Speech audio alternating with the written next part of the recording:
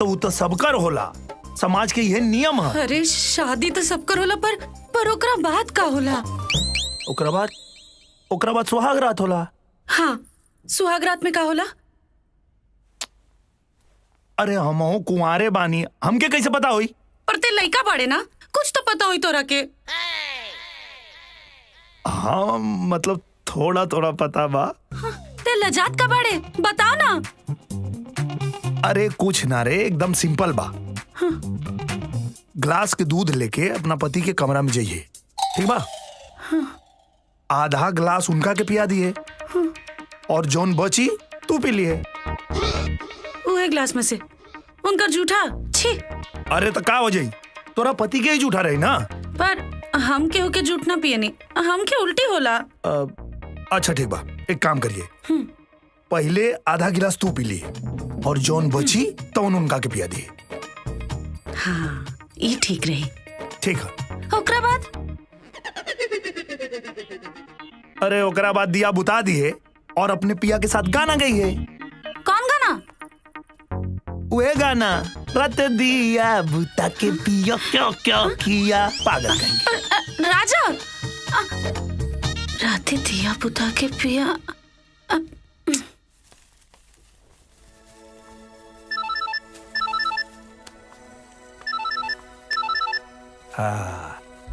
हाँ जान बोला। और जान का होता? अरे माड़ो बना होता नहीं। अरे वाह, ऐसे ही डट के काम कई करा। डट के तो ऐसा बनेले बानी ना कि अगर तू अभी आ जीबू और माड़ो देख लेबू तो इनाम में चुम्मा दे देबू। फिलहाल ऊ तो अभी पॉसिबल नहीं खे। अच्छा सुना, हम वीडियो कॉल करतानी, तू उठावा। और हाँ, वीडियो कॉल पे ही चूम के काम चलैया तब तक। चला ठीक बा।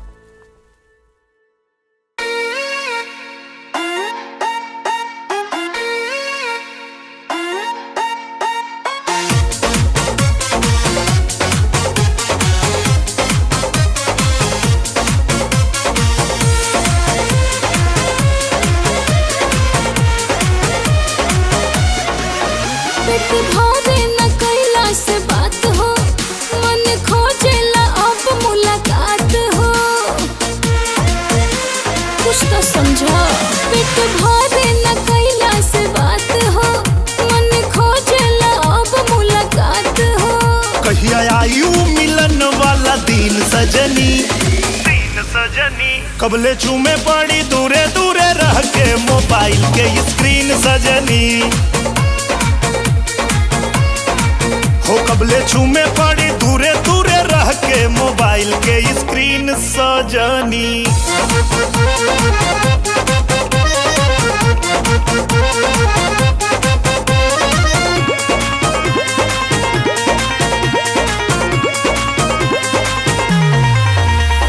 हमरो तो मनवा भी उतने बेहाल बा, भइल जवानी चुके काल बा। अब नहीं तनिको साथ आटे दूरी, पास नहीं खुई है मलाल बा। हो हमरो तो मनवा भी उतने बेहाल बा, भइल जवानी चुके काल बा। अब नहीं तनिको साथ आटे दूरी, पास नहीं खुई है मलाल बा।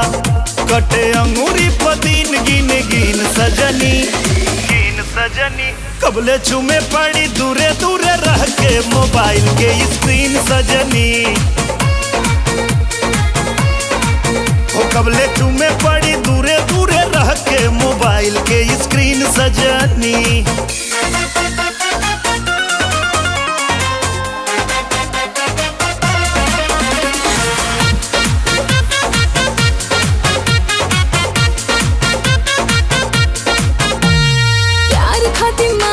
उफान बड़ी मान बा, बढ़त बेचैनी छने छन बा।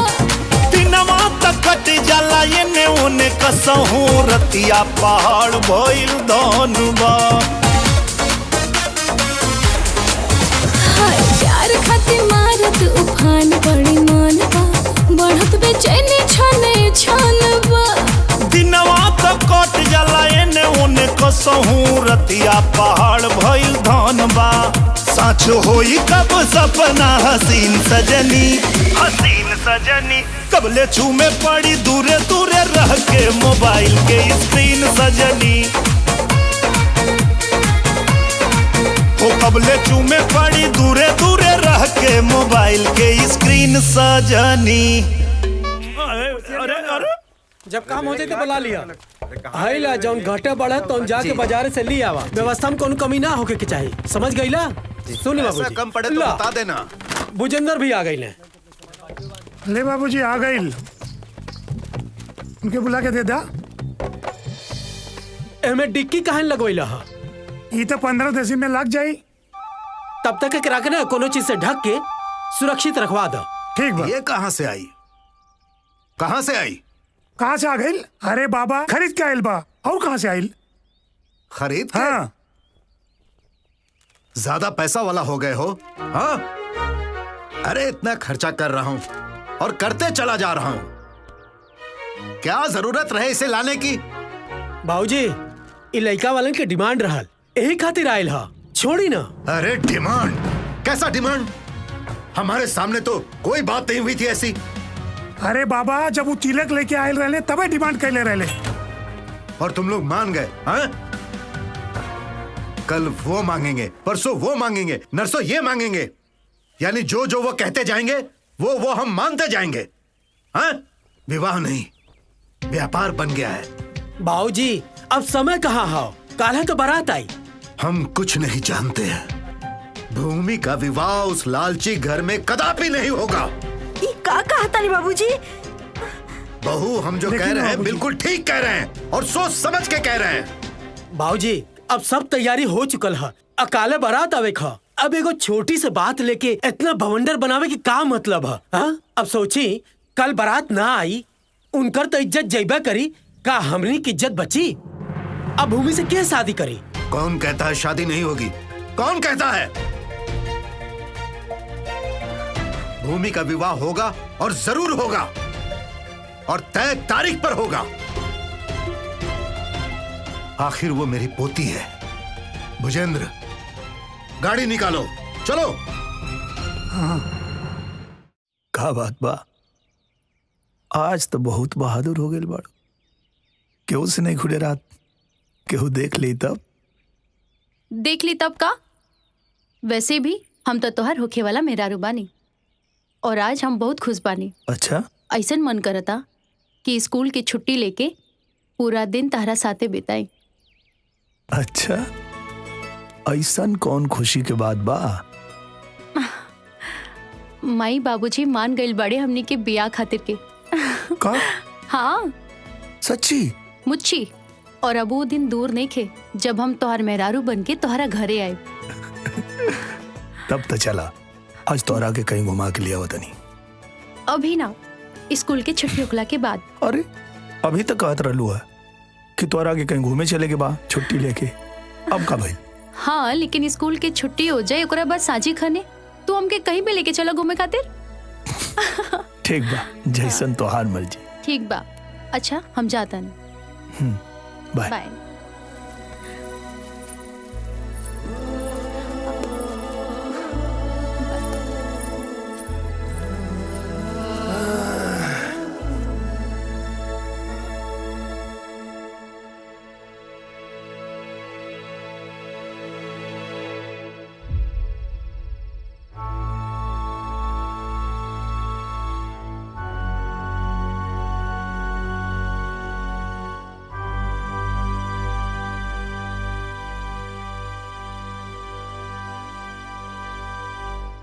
राम नारायण, ये बताओ कि तुम्हें मुझसे क्या चाहिए? हमें तुम्हारा पोता राजा चाहिए दोस्त। हम अपनी पोती भूमि की शादी राजा से करना चाहता हूं।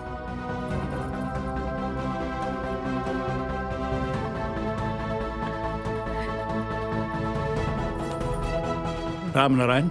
हाँ भाई। तुम्हारी इज्जत हमारी इज्जत। तुम्हारी पोती की शादी राजा से ही होगी।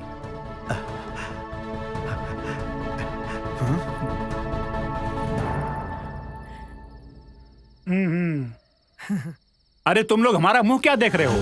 हाँ, जितनी जल्दी हो सके सारे रिश्तेदारों को फोन करो। जो आ गए शादी में उनको मुबारक, और जो नहीं आ पाए उनको भी मुबारक। लेकिन अब ये शादी उसी समय होगी, राजा की शादी भूमि से ही होगी। बाबूजी, ये शादी ना हो सकेला। काहे ना होई? तुमको क्या तकलीफ है? हाँ, बताओ तुमको क्या तकलीफ है? शादी ब्याह के मामला बा, इतना जल्दीबाजी में रहुआ के फैसला लेवे के का जरूरत बा? बेटा, अगर सही फैसला होता है ना तो ये नहीं देखते कि समय कितना लगा। समय क्या है? एक बात समझ लो कि अब राजा की शादी इनकी पोती से ही होगी, फाइनल है। समझे सब? आपका बहुत बहुत धन्यवाद भाई, जो आपने मेरा मान रखा। उठिए उठिए, खड़े होइए, हाथ मत जोड़िए, आइए गले मिलिए, आइए। शादी खूब धूमधाम से हम होगी। तो सोचले रहनी कि हमारा बहन के बिया राजा से हुई, लेकिन ये लोग तो दूसरा से तके दिलिन। अरे भाई, आपकी इज्जत हमारी इज्जत।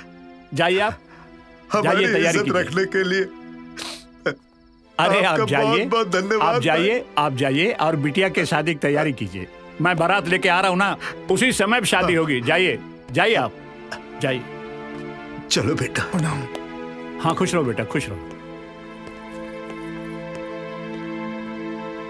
बाबूजी, इतना जल्दीबाजी में फैसला लेवे के का जरूरत बा? आखिर कोनो हमरो हक बा, हम ओकर बाप बानी बाप। अरे तो हम तो हार बाप हैं, समझे? फैसला हो गया तो हो गया। हाँ, तो जाए रहुए लोग ब्याह शादी करम, हम तो ना जाए ब्याह में, जाए रहुए लोग। हाँ, जाओ जाओ। तुम क्या समझ रहे हो कि मुर्गा बांग नहीं देगा तो सुबह नहीं होगी? सो जाओ जाओ। नीरज बेटा, अरे राजा अपनी ससुराल में जाके उसको लेके आओ, दूल्हा बना के लेके जाएंगे कल, ठीक है? जा। ठीक बा बाबा जी, जाता। हाँ।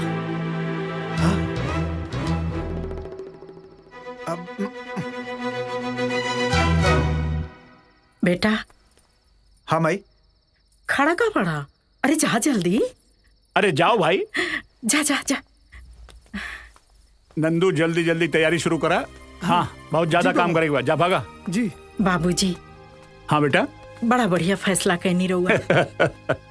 दादाजी के ना दिमाग खराब हो गइल बा। दादाजी घर के बड़ बुजुर्ग हवन, जो सोचले हुई है अच्छा ही सोचले हुई है। राजा के बिया ना हम अपना बहन के साथे सोचले रहनी, और हमार सपना सपना ही रह गइल। तो क्या अपन बहन के चिंता धैले बा? हमार भाई राजा के काले शादी बा, और ओकरा पता भी नहीं खे। दा कुर्ता।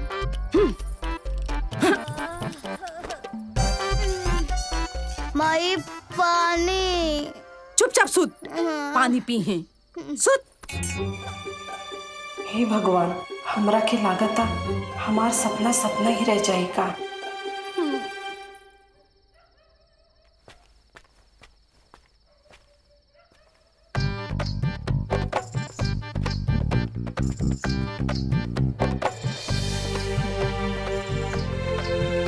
राजा। हे राजा। अरे एक आदमी की सूते की जगह नहीं की, कहाँ सुतबा? महाराज जाके सूता होने कहीं। अरे तो क्या सूतल दिखाई देता? राजा, हे राजा, राजा।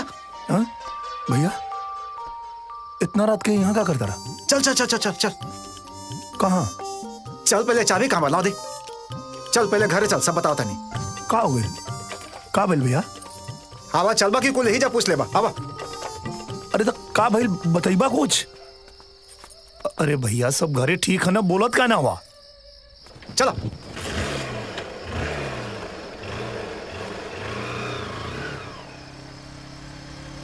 अरे इतना रात के उठा के लेके चल जाला, कुछ बतावत है ही ना? हमारे हमके बताइबा भाईल कहाँ? अरे चुप रहा, पहले घरे पहुंचल जा, फिर बताओ तनी। चलो।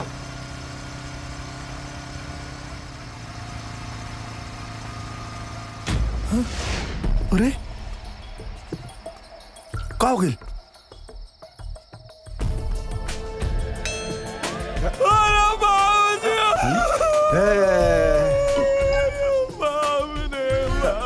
पागल आ गए बका।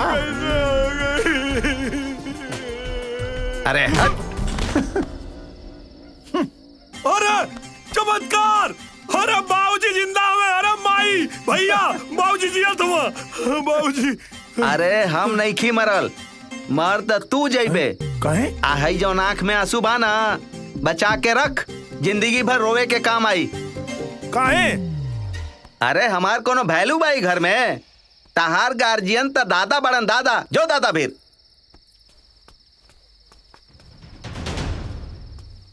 का भइल दादाजी? तुम्हारी शादी है। कब? कल। कल? कहाँ? अरे वो हमारे दोस्त राम नारायण जी है ना, अरे तुमको पता नहीं चला? तुम तो वहीं थे। उनकी पोती का रिश्ता टूट गया, और अगर कल के कल उनकी पोती की शादी नहीं हुई तो राम नारायण जी आत्महत्या कर लेंगे, अपनी जान दे देंगे। अरे वो अपन जान दे दिया है, कर मतलब का हमार भी आकर पाऊँ तू? राजा बेटा, मुझे तुझ पर पूरा भरोसा है, इसीलिए मैंने उनको जुबान दे दिया है। अब अगर तुम ना बोल दोगे ना तो अकेले नहीं मरेंगे, साथ ही साथ मैं भी अपनी जान दे दूंगा। दादाजी ये कैसन बात करता नहीं आप? ठीक है बेटा, ठीक है, हमको पूरा भरोसा था तुम पर, इसीलिए मैंने उनको जुबान दे दिया। है बहू? जी बाबूजी। ले जाओ इनको, तैयार करो, ले जाओ और सारी रस्में पूरी करो। ले जाओ तुम लोग। जी बाबूजी। जाओ बेटा। चलिए देवर जी, चलिए जल्दी चल। माई लेकिन ऐसे कौन भी आवला? ई का मतलब का होत है? ले लेना तू चकवा, मोटर गाड़ी चाहिए तो के। हाँ, तोहरा दहेज के लालच के चक्कर में टूट गई हमारी शादी, जिंदगी भर कुमारा रहा, और अब कुमारा ही मरब। भैया ले लो बुलेट, मिल गई बुलेट। बुलेट चाहिए, बुलेट।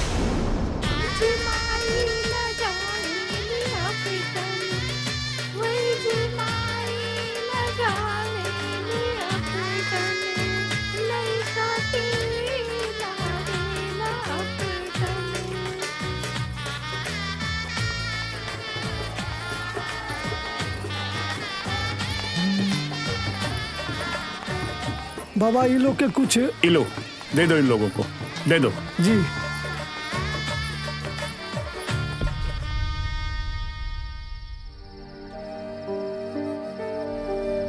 काहे मुंह लटकावले बाड़ू? ये सब अचानक का हो गई? दादाजी हमार शादी लड़का से तोड़ के राजा के साथ तय कर देले। ये तो और अच्छा बात बा कि राजा के तू पहले से जाने लू, ऊपर से वो तोहार दोस्त हवे। हाँ, एगो अनजान से शादी भइला से अच्छा बा कि जानल पहचानल से होके। पर हम राजा के बारे में कबो ऐसा सोचनी ना। हाँ तो अब सोच के देखा, राजा तोहर जितना देखभाल और केयर करी ले, शायद ही कोनो लड़का करिए सन। शादी के बाद तोहरा से और भी ज्यादा प्यार करी है वो।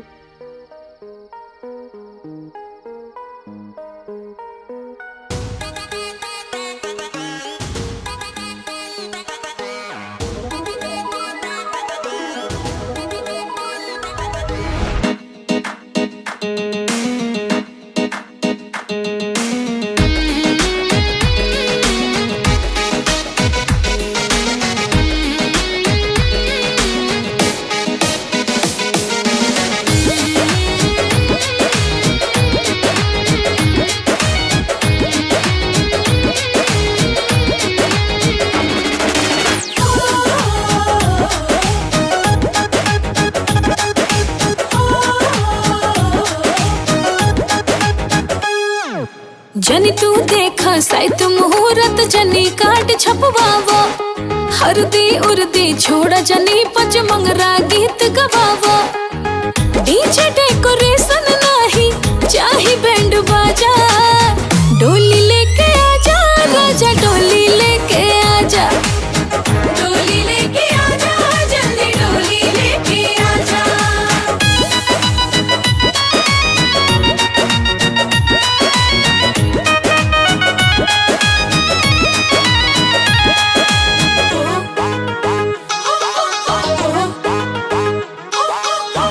उहे होता आज जवन कैनी हम कबो न काला पहना, भरेला उड़ान मन पूरा होई जान सारा सपना। अजना बजना गनना मनना छोड़ा रीत रिवाज हो, ये खुशहाली कबो न आई जवन मिलत बाज हो। सपना हिलोर मन में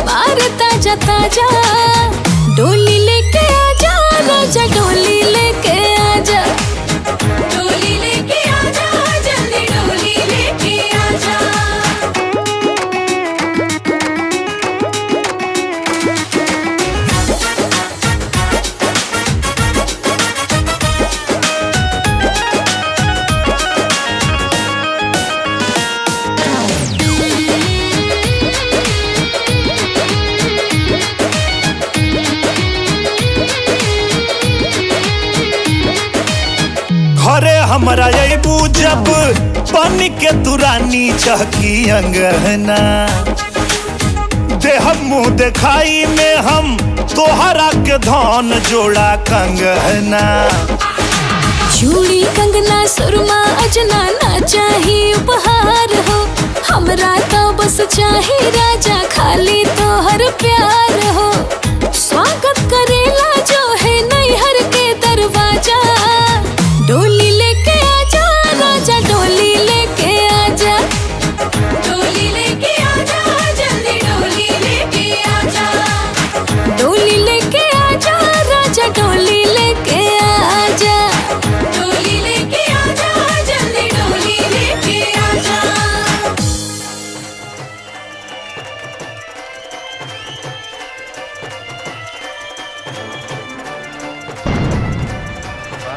चला चला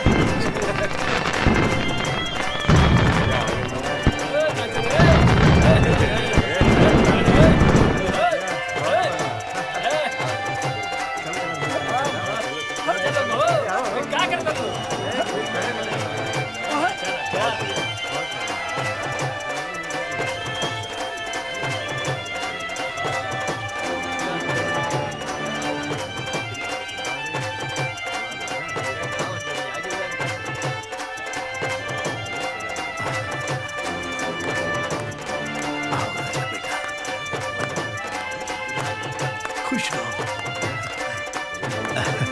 आइए समधी जी। चलो। हाँ चलो। हाँ चलो बेटा। प्रणाम प्रणाम। हाँ बेटा खुश रह खुश रह। हाँ खुश रह खुश रह। अरे दुल्हा को पहनाओ। हाँ खुश रह खुश रह। वक्रतुंड महाकाय सूर्यकोटि समप्रभ निर्विघ्न कुरु मे देव सर्वकारेषु सर्वदा। मंगलम भगवान विष्णु मंगलम गरुड़ध्वजा मंगलम पुंडरीकाक्ष मंगलाय तनोहरि। यजमान अक्षत लीजिए, फूल लीजिए। गंगे च यमुने चैव गोदावरी सरस्वती नर्मदे सिंधु कावेरी जले अस्मिन् सन्निधिं कुरु। फूल को चढ़ाइए भगवान पर। यजमान कन्या को बुलाया जाए। अबुजिंदर जी बाबूजी। देखा देखा। ओम स्वस्ति न इंद्रो वृद्धश्रवा स्वस्ति न पूषा विश्ववेदा स्वस्ति नस्ताक्षो अरिष्टनेमि स्वस्ति न बृहस्पतिर्दधातु। ओम मंगलम भगवान विष्णु मंगलम गरुड़ध्वजा मंगलम पुंडरीकाक्ष मंगलाय तनोहरि। वक्रतुंड महाकाय। ओम मंगलम भगवान विष्णु मंगलम गरुड़ध्वजा मंगलम पुंडरीकाक्ष मंगलाय तनोहरि। ओम स्वस्ति न इंद्रो वृद्धश्रवा स्वस्ति न पूषा विश्ववेदा स्वस्ति नस्ताक्षो अरिष्टनेमि स्वस्ति न बृहस्पतिर्दधातु। वक्रतुंड महाकाय सूर्यकोटि समप्रभ निर्विघ्न मे कुरु मे देव सर्वकारेषु सर्वदा। ओम मंगलम भगवान विष्णु मंगलम गरुड़ध्वजा मंगलम पुंडरीकाक्ष मंगलाय तनोहरि। कन्या को अक्षत फूल दीजिए और गणेश जी पर चढ़वाइए। गजाननम भूतगणादि सेवितम कपित जम्बू फल चारु वक्षणम उमासुतम शोक विनाशकारम नमामि। देख ली तब का। वैसे भी हम तो तोहर होखे वाला मेहरारू बानी और आज हम बहुत खुश बानी। अच्छा ऐसन मन करता कि स्कूल के छुट्टी लेके पूरा दिन तारा साथे बिताई।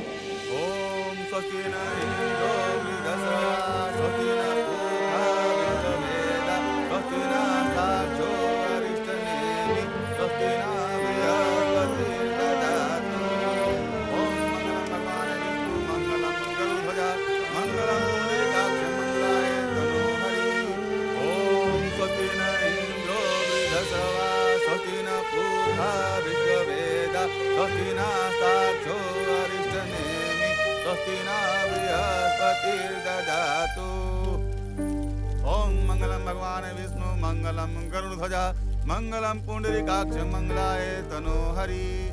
मंगलम भगवान विष्णु मंगलम गरुड़ध्वजा मंगलम पुंडरी। ऐसन कौन खुशी के बाद बा? माई बाबूजी मान गइल बड़े हमनी के बिया खातिर के।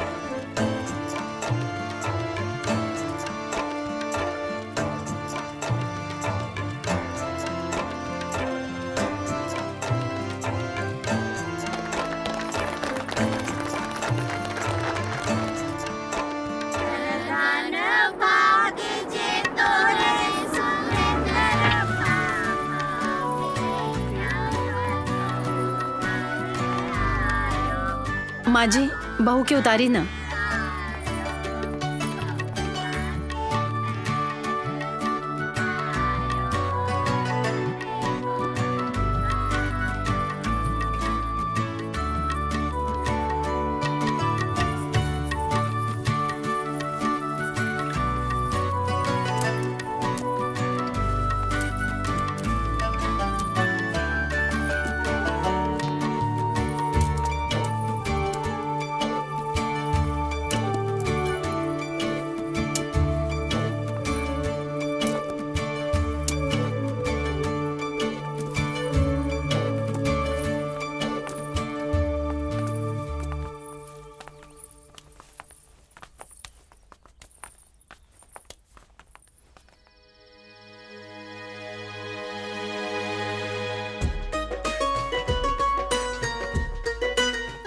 बैठो बैठो बैठो बैठो।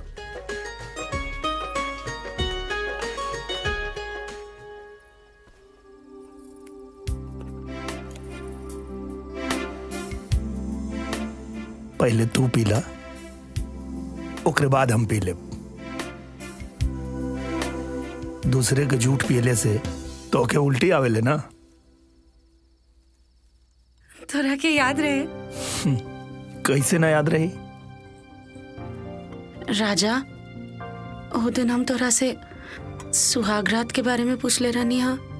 ऐसे हमरा के गलत मत समझिया। जो हमार दोस्त बाड़ा यही से तो से पूछ लेनी हा। बाकी हम कोनो लड़का से ये सब बात ना कहनी हा। पता बा, पीला।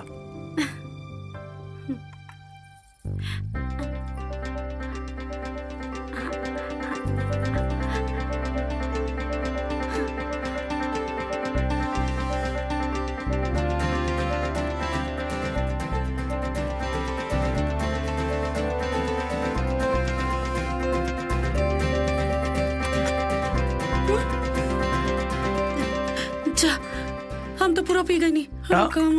कौन बात ना बैठा। ठीक बा।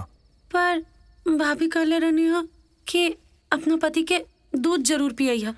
अरे भाभी के का पता चली कि हम दूध पियनी है कि ना पियनी है? बाहर जेबो सबके पता चल जाई, सब तोहर मजाक उड़ाई। चला आराम से सोच जा।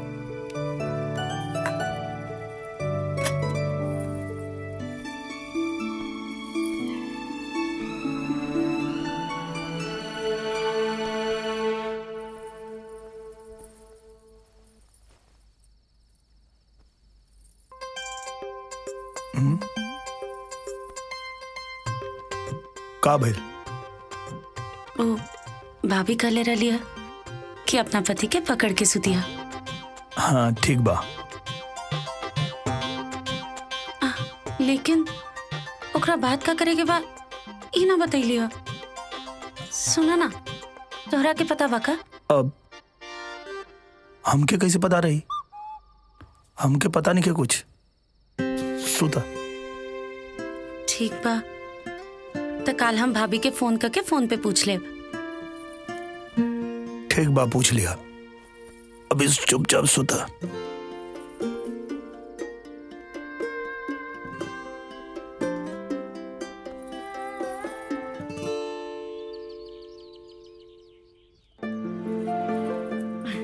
बहुत सुंदर बाड़ी भाभी।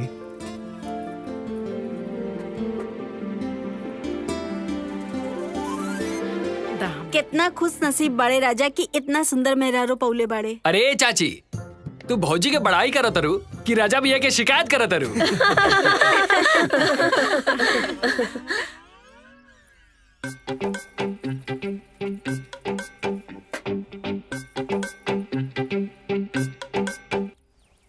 चलो लोग, चलो लोग, भौजी के एजा बैठल बैठल इनकर देह दुखा गई हुई।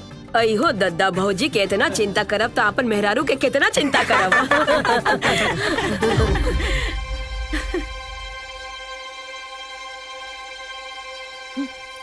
चल चल भौजी के सामान अंदर रख दे। बहुत नीमन दिया। माँ जी, ई रख ली। ना बेटा, ये तोहरा के गिफ्ट में मिलल बा, ये तोहार है, ये तू अपने पास रखा।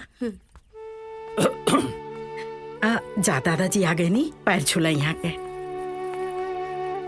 अरे खुश रह बेटा, खुश रह, खुश रह, खुश रह। बेटी, हालात ही कुछ ऐसा पैदा हो गई कि हम लोगों को अचानक में शादी करवानी पड़ी। इस शादी से तुम खुश हो ना?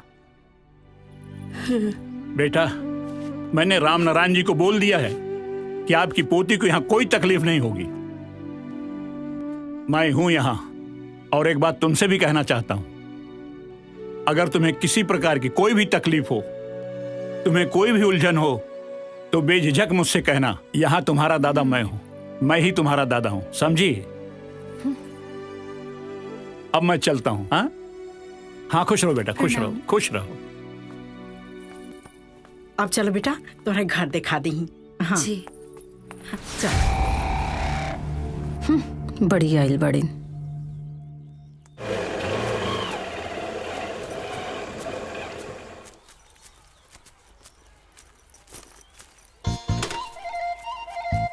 अच्छा सुन, हाँ। तो टीचर पूछी है स्कूले कहा ना आइले तो का बतेबे? कह देम के हमार चाचा के बियाह रहे। अरे इतना देर समझौले के बाद तो यही समझ में आइला। अपने टीचर से गलती से भी मत बताइए कि हमार बियाह भइल बा। तब का बताइम? अरे कौनो बहाना मार दी है, तोरा लगे बहाना कमी बा। चल। मैं कम इन मैडम।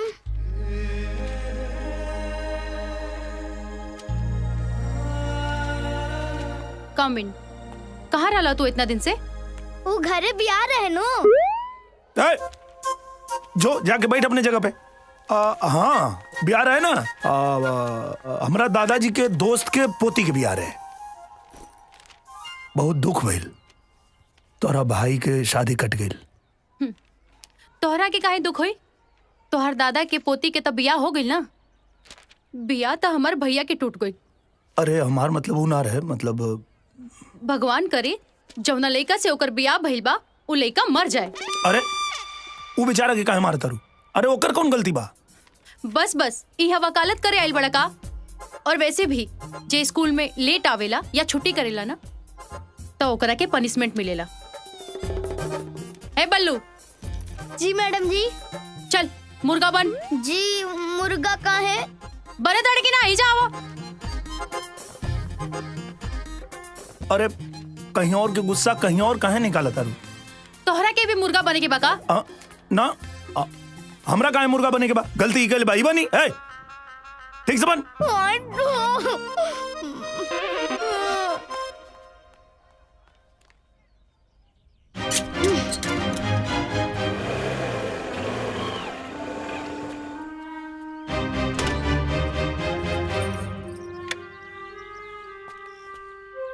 अरे स्कूले से आगे लगा आ गई बनी, लेकिन दोबारा स्कूले ना जाइम। कहे रे? दिमाग खराब कर बा तू। हमरा के स्कूल से लेवे काहे ना आइला हा? अच्छा, अरे यार वो अब का बोल ना कि हम वही वाला रहनी, लेकिन अच्छा ये खातिर गुस्सा बाड़े। गुस्सा हमें बात पे बानी कि गलती तू करतारा और सजा भुगततानी हम। तारा के कुछ पता भी बा? मैडमवा हमरा के कितना देर मुर्गा बना के रखले रहे। का बात करता रे? नहीं के पता तोहरा के? बताई दादाजी से, बताई दादाजी से। ना खोली तहार। देख बाबू, का ना कबो कबो गेहूं के साथ ना घून के भी पिसाए के पड़ेला। केकरा संगे का पिसाता हमरा नु ओकरा से कोनो मतलब नहीं खे, समझला तू? और हाँ, हम स्कूल में पढ़े जानी, मुर्गा बने ना। ठीक बा, समझा दी अपना मैडमवा के। अच्छा,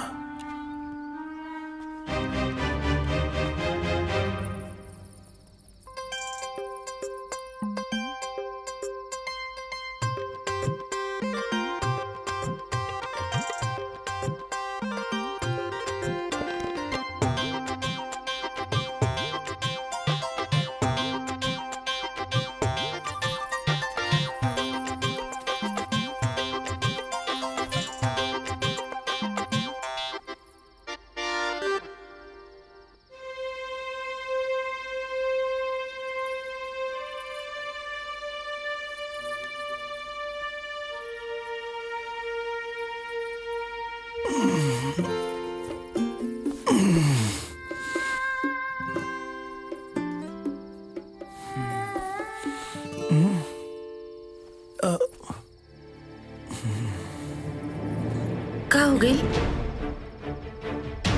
अरे बहुत गर्मी होता, हम जाता नहीं छत पे सोते।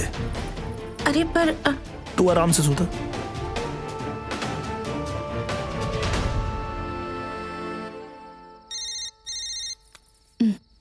भूमि के फोन।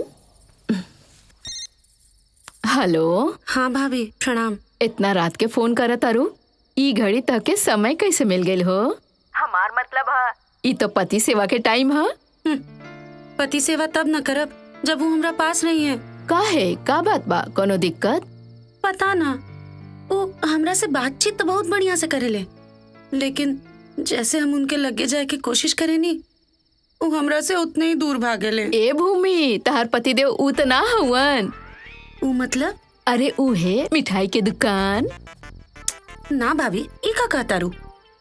तब तो समस्या कुछ औरो हो सकेला। का? कहीं बाहरे चक्कर वक्कर तो ना चलावत हवन? जे आदमी अपना खुद का मेहरारू से इतना शर्माला, वो बहरे का चक्कर चलाई। जब इतना विश्वास बा तो देर कौना बात के है? तो हर समस्या के समाधान तो तोहरे लगे है। वो कैसे? अरे अपना जवानी के जादू दिखा के तू उनका के अपना वश में कर सकेलू। अभी कैसे करबो ई तो तू ही सोचा।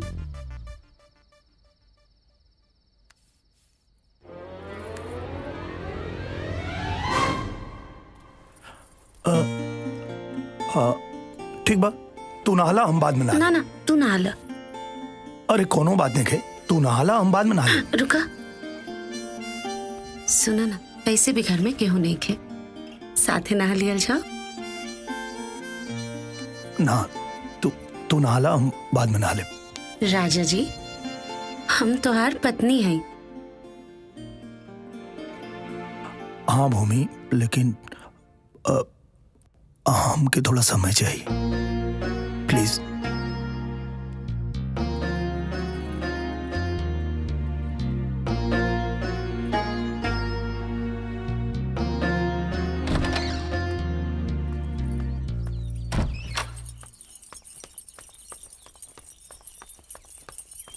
ए राजा।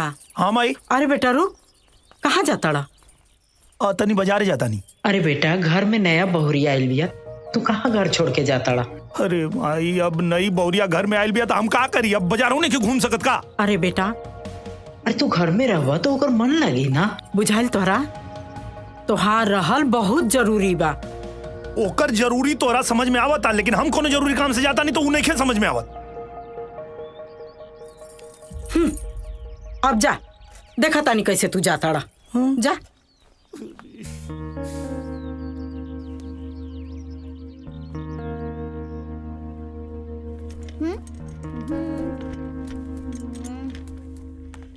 ये बल्लू। का चाची? चला हमरे साथ बैठा। बैठा। हाँ, हम तोरा खातिर कुछ लेके आइल बानी। का?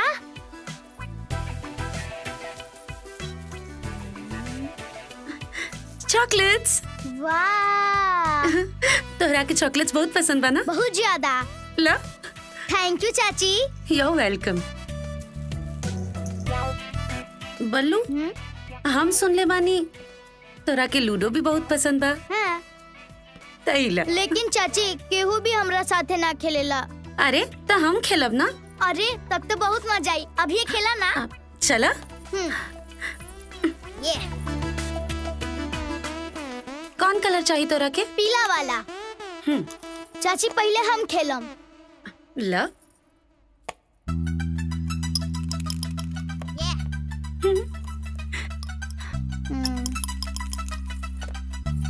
Six.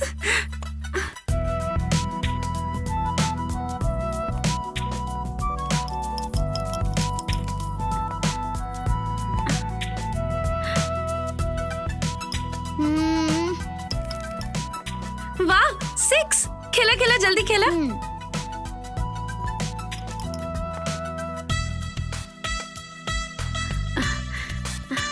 बल्लू मजा आ रहा बना। हाँ चाची।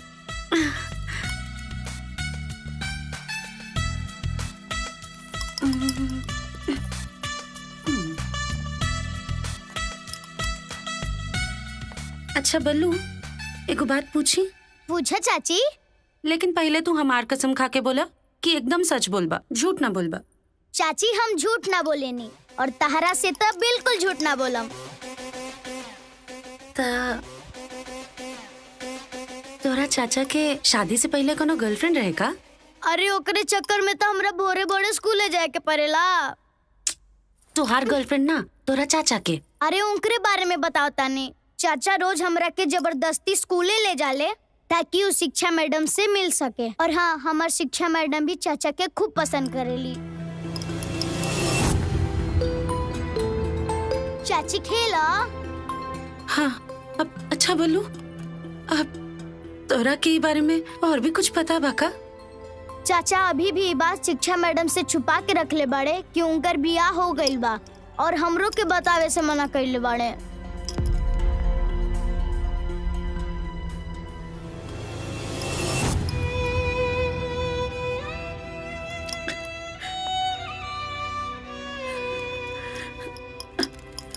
बल्लू। हाँ हम तोरा शिक्षा मैडम के देखल चाहता नहीं। ठीक बा कल चाचा ना तू हमरा के लेके चलिए स्कूले और ओजे ही हमारे शिक्षा मैडम के देख लिया। अब खेला।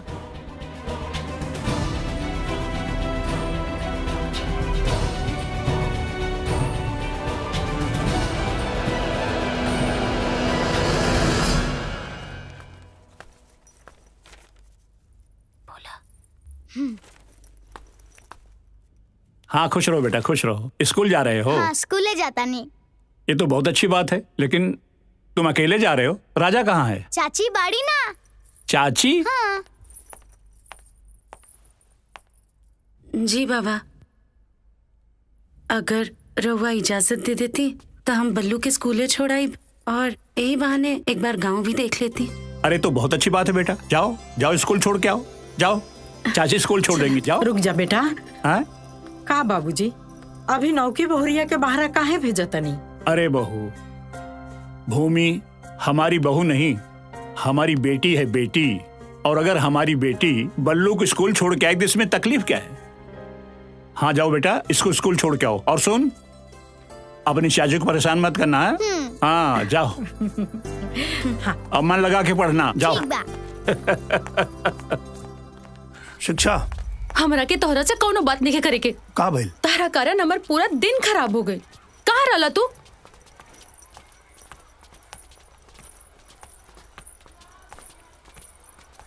चाची ई रहल हमार स्कूल।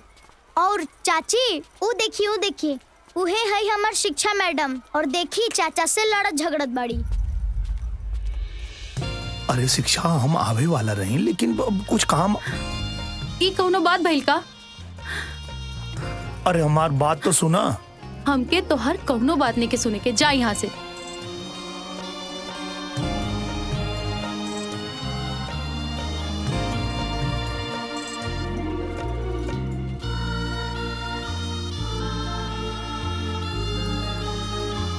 बल्लू तू अपना क्लास में जा और सुना अपना चाचा के मत बताइए कि हम आज स्कूल आई रहनी। ठीक है, बाय बाय। अच्छा ठीक बा, हमारे वो बात मनबू? हम ना मानम। काहे से कि तोहरा कारण हमार दिन खराब भइल और तू एगो कॉलो ना कैला। अरे तू समझ ले नहीं कुछ हाथ का समझावल चाहत रहा तू हमके? एगो पे एगो कहानी सुनाल जात रहा।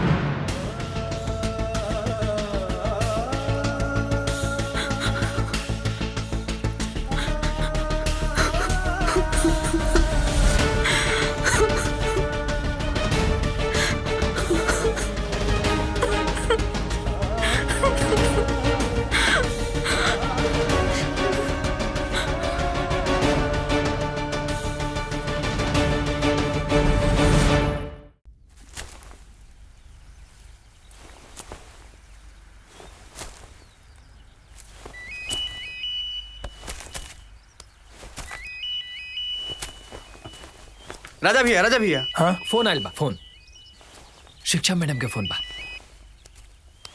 हाँ बोला। अच्छा सुना, कल भोला बाबा के मंदिर में आ जाइए। काहे कोनो खास बात बा का? अरे हाँ, कल तीज बा और हम तोहरा खातिर व्रत रखतानी। अच्छा तो हमारा आवेल जरूरी बा का? तो काहे ना आइल जरूरी बा? तोहरे खातिर तो व्रत रख ले बानी ना, व्रत तू ही तोड़बा। By by. राजा भैया, जब ही मैडम के पता चली कि तार शादी हो गई बा तो तार बाजा बाज जाई।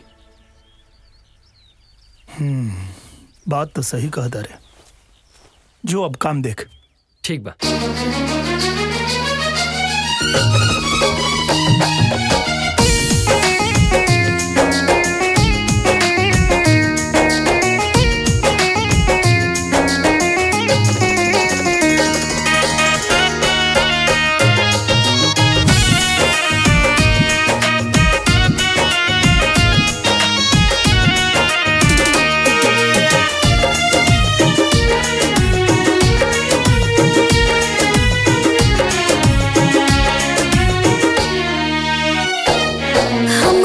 चकोरी जान पिया हमरा दिल के अरमान पिया, हथवा के मेहंदी इहे कहे होठवा के तू मुस्कान पिया। करतनी तो से गोहारे भोला, करतनी तो से गोहारे भोला, बनल रहे से मुरवा हमारे भोला, बनल रहे से मुरवा हमारे भोला।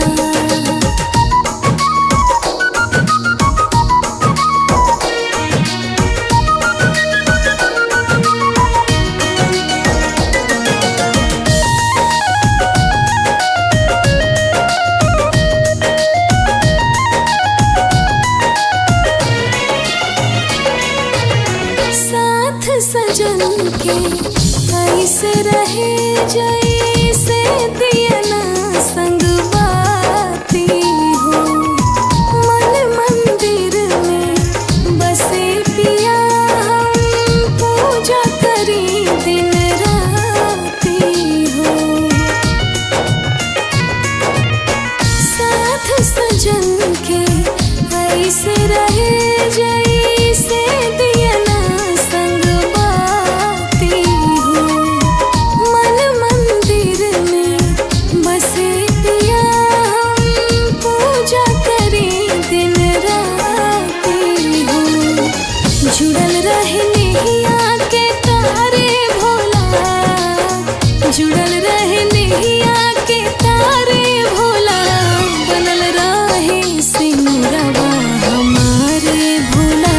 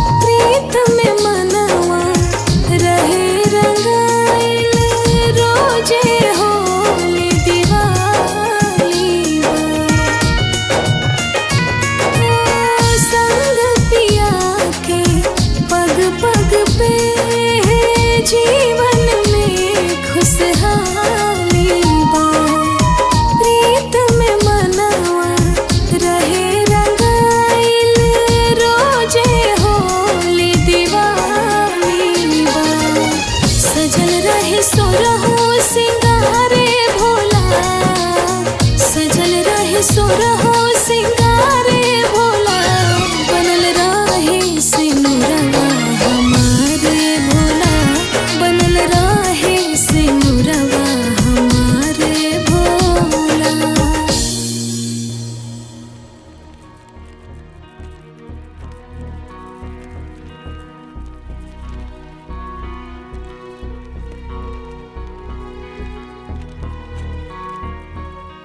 BANANA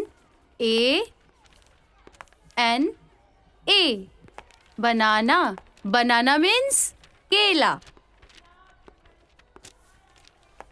अब जल्दी से आप लोग अपने कॉपी में नोट कर लीजिए और याद कर लीजिए। 10 मिनट बाद आप सबसे पूछूंगी। शिक्षा मैडम जी। हाँ जी। 10 मिनट के लिए फ्री हैं आप? जी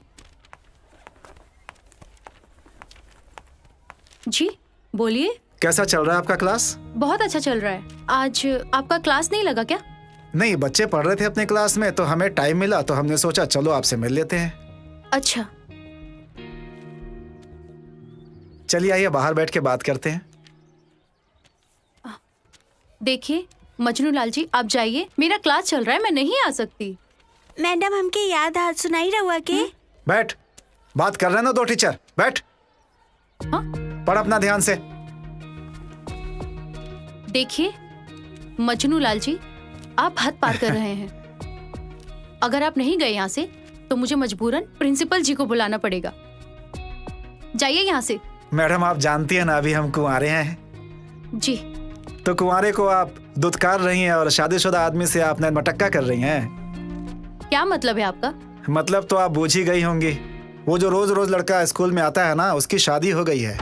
हाँ? और आप उसके साथ नैन मटक्का करके हमें भाव भी नहीं देती हैं। ये क्या बोल रहे हैं आप? जी मतलब हम सही बोल रहे हैं। आपको विश्वास नहीं है मेरे ऊपर तो उसके भतीजे से पूछ लीजिए आप। चलता हूँ।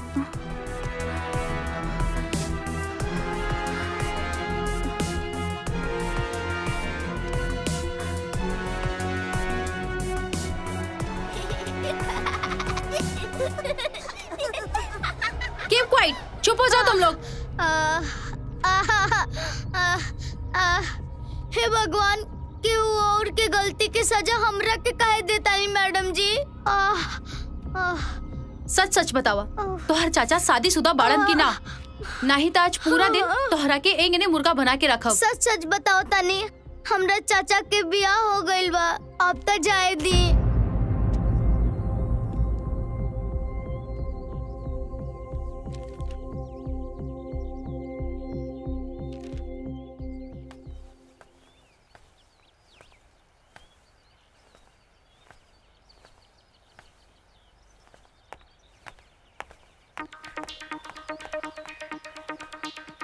अरे आ गेलू, कहाँ रह गेलू?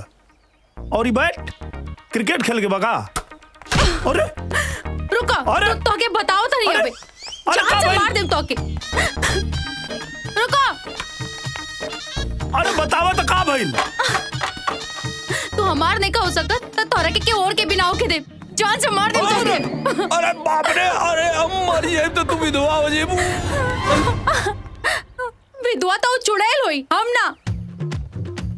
देखा बियाह जल्दीबाजी में और हमरा मर्जी के बिना भइल बा। और देखा भले हमार बियाह ओकरा से भइल बा, लेकिन आज भी हम तोरे से प्यार करेनी। का मतलब भाई प्यार के? देखा अब भगवान ओकर रिश्ता तोड़ के तोहरा भाई से ओकर रिश्ता तोड़ के हमरा साथे जोड़ देने। लेकिन हम तोहार कसम खा के कहता नहीं, आज तक हम ओकरा के छोले नहीं की। आज भी हम तोहरे से प्यार करेनी। तका बिया करबा हमसे? हाँ काहे न करब? हम तो से प्यार करेनी तो काहे न तो से बिया करब? चला तू कहता अभी तो से गुप्त बिया कर लेता नहीं। गुप्त रोग होला, गुप्त बिया ना। अरे जवन कुछ भी हो थोके, लेकिन हम तो तोसे ब्याह करके तैयार बानी ना, तब तो तोके भरोसा हो जाए ना कि हम तोहरे से प्यार करे नी। ना, पहले ओके तलाक दो, तब हम सोचब। हे भगवान, ई कौन मुसीबत में पड़ गई।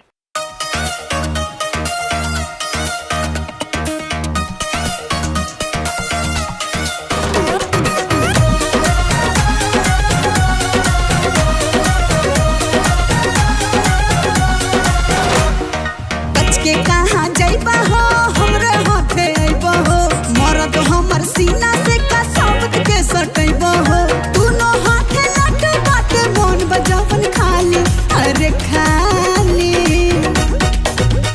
हिया घीव घर वाली तो विटामिन बाहर वाली। अच्छा।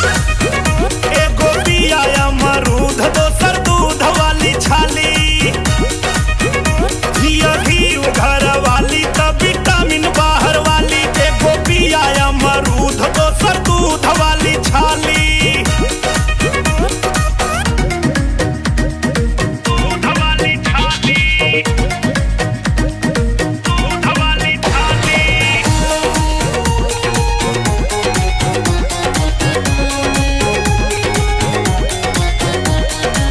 धरी तना गदर छटा के, इमन भोग तहरा अटह के, बहर के जोश देखी खुश होला राजा जी, गट गट लागत तारा गटह के। जब काटे खाती मिले खूब जानी, बतावा एमे कौन हानि। बहुत हानि बा। यदि ये कही राजा के दूगो रानी, बतावा एमे कौन हानि। एक ही गो चम्मच भरल भात से दूगो थाली, अरे थाली। हिया घीव घर वाली तो विटामिन बाहर वाली। एगो पिया अमरूद, दोसर दूध वाली छाली। हिया घीव घर वाली तो विटामिन बाहर वाली। एगो पिया अमरूद, दोसर दूध वाली छाली।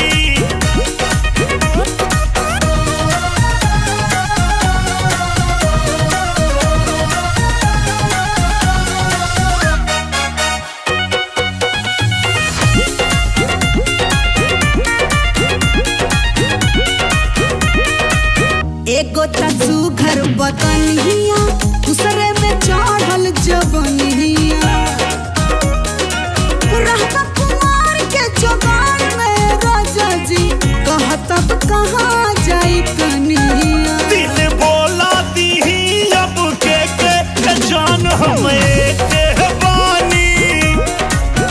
रही दोनों में कमना के लेके ये जान हम एक बानी। रौरे हथौन जैसे मोन बस ढाली सधाली। हिया घीव घर वाली तो विटामिन बाहर वाली। एगो पिया अमरूद, दोसर दूध वाली छाली। हिया घीव घर वाली तो विटामिन बाहर वाली। एगो पिया अमरूद, दोसर दूध वाली छाली।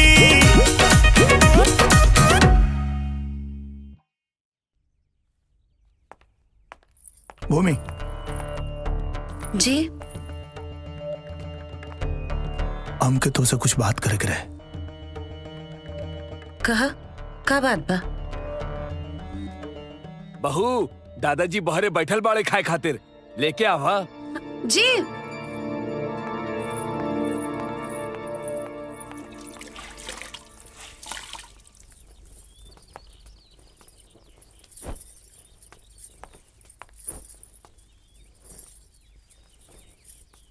भूमि जी,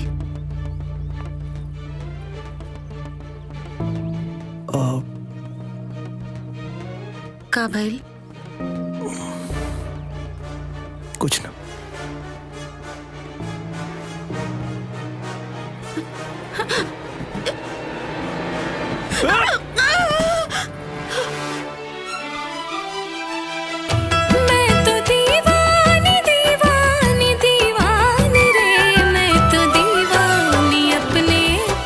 राजा, हम कई दिन से देख रहल बानी तू हमरा से कुछ कहल चाहता रह, पर कह नहीं के पावत। ना था राजा, हम तोहार पत्नी बाद में हई, पहले तोहार दोस्त हई। बतावा ना, का बोलल चाहता रह? अब ऐसन कोनो बात तो नहीं के कोनो बात नहीं के।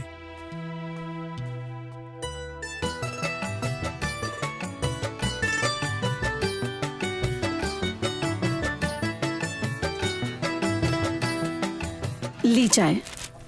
हाँ रख दो।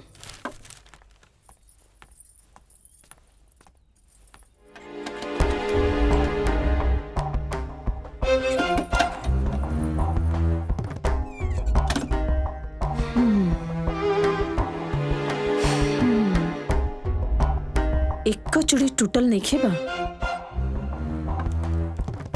का भाई? हाँ, काल राउर बाबा सोचत रहलन कि देवर जी बाप काहे नईखन बनत। देवरानी साहिबा के कुल सुहागन चूड़ी देख कर पता चलता कि देवर जी और उनकरा बीच में कुछ ठीक नहीं खे। अब चूड़ी देख के तू भविष्यवाणी करे लगलू। जा ना किचन में कुछ कार हुई, जा कुछ काम कर, सब कुछ ठीक बा। अरे कुछ ठीक नहीं खे, ये हम दावा के साथ कहतानी। हम दावा के साथ कहता नहीं सब कुछ ठीक बा। तब ला चाय तो ठीक से बनते नहीं खे, भविष्यवाणी करे लगलू। जा जा अपन काम करा जा। खा। अरे राजा के खनवा लावा जल्दी। ना ना तू लोग खा, हम क्या आ जाए। अरे अरे का भाई? का भाई? अरे भूमि, अरे अरे नीरज मुंह का देखत बड़ा, गाड़ी निकाला, गाड़ी जल्दी हॉस्पिटल लेके जा। भूमि के अरे जल्दी जा। निकाला तानी। हाँ जल्दी लेके आओ बेटा। चल चल चल चल चल जल्दी चल। कहाँ?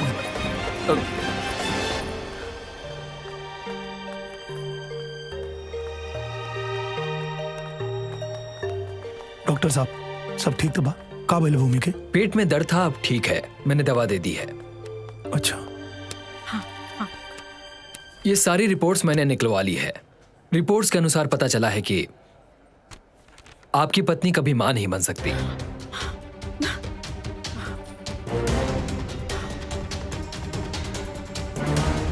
उनके पेट में जो दर्द था उसके लिए मैंने दवा लिख दी है। अब आप चाहें तो उन्हें घर ले जा सकते हैं।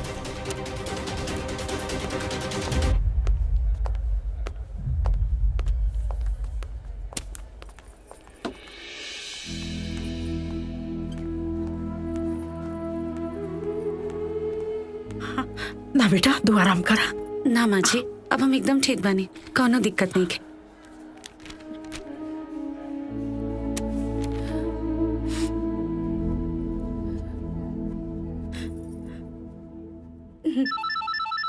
हाँ हेलो। दादाजी, भूमि कबू माही ना बन सकेले। क्या? हाँ दादाजी।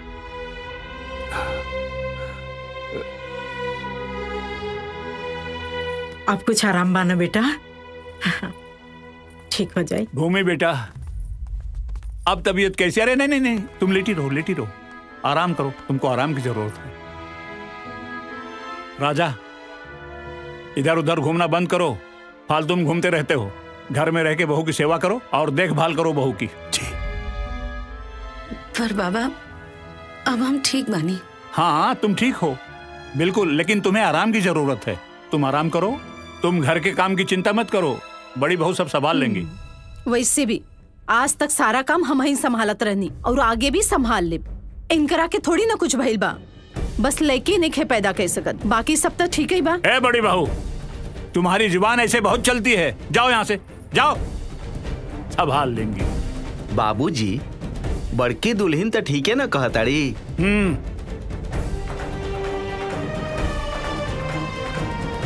भूमि बेटा, इन लोगों की बात को दिल पे मत लेना, समझी बेटा? तुम सिर्फ आराम करो, मैं हूं ना, आराम करो। राजा। हाँ बाबा। बहू की देखभाल करो। जी ठीक है? ठीक, मैं चलता हूँ बेटा। जी। अच्छा बेटा तू आराम करा, हम आवता नहीं। राजा हाँ। तू ख्याल रखिया।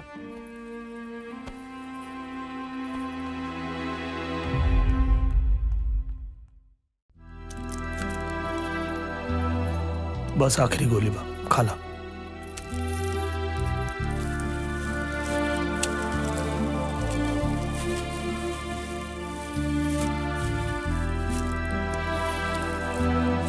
राजा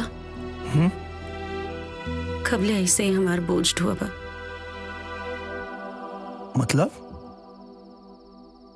मतलब ये कि हम चाहता नहीं कि तू दूसर शादी कर ला। का बोलो तारो? हम एकदम ठीक है कहता नहीं, तनी सोच के देखा। आज तो सब कुछ ठीक बा, पर समय के साथ जैसे हमनी के उम्र ढली और हमनी के पास लड़का बच्चा ना रही है, तो बुढ़ापा में हमनी के सहारा क्या बनी?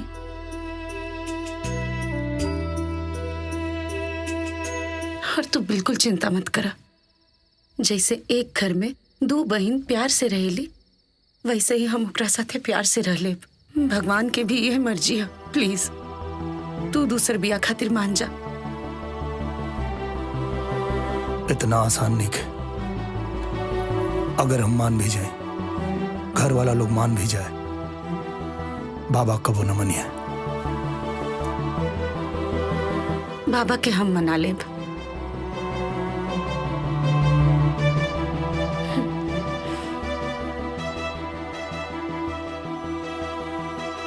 पागल हो गए तुम दोनों, पागल हो गए हो। 7 जन्म साथ रहने का वादा किया था और अभी 7 महीने नहीं बीते और शादी टूटने की बात हो रही। आखिर क्या दिक्कत है लोगों की शादी से? बोलो क्या दिक्कत है? भूमि माई नहीं खे बन सकत और रउआ कहतानी कि कौनो दिक्कत नहीं खे। बहू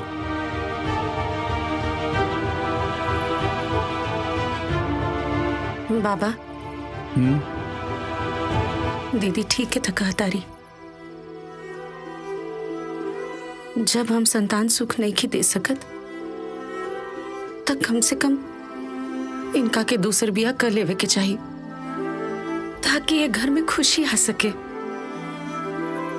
और यही में हमनी दोनों लोग की सहमति बा बाबा। लेकिन मेरी सहमति नहीं है। और हम सहमत नहीं खी।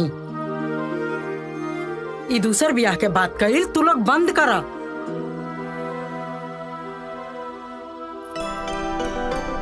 बाबूजी यही से न कहत रही कि शादी ब्याह के मामला बा, तनी सोच समझ के करी। लेकिन रउआ का ये का भइल? शादी ब्याह टूटे के कगार पर आ गइल बा। तुम चुप रहो, एकदम चुप।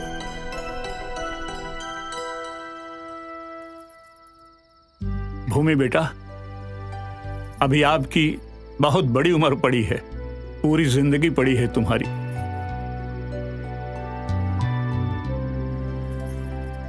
बेटा, मैंने राम नारायण जी से वादा किया था कि आपकी पोती को हमारे घर में कोई कष्ट नहीं होगा, कोई तकलीफ नहीं होगी।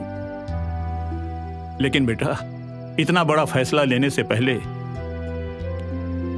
एक बार राम नारायण जी से बात करना बहुत जरूरी है और मैं उनसे बात करूंगा। हाँ,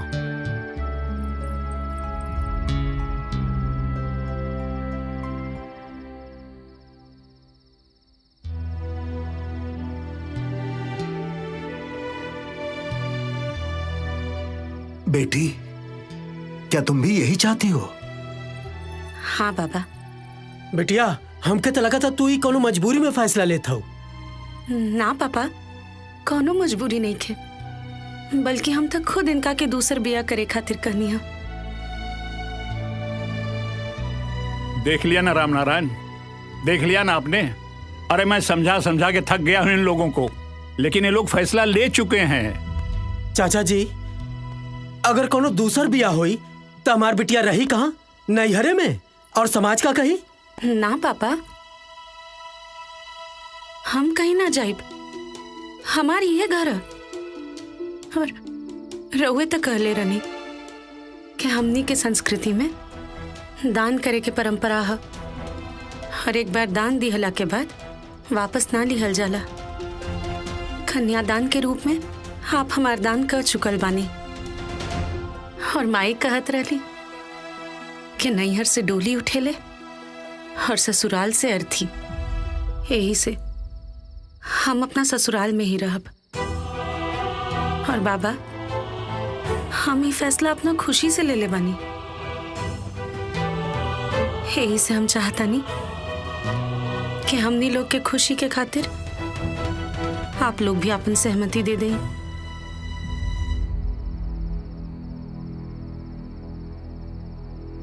ठीक है बेटी, जब तुम सब लोगों ने सोच ही लिया है तो इसी में हमारी खुशी है।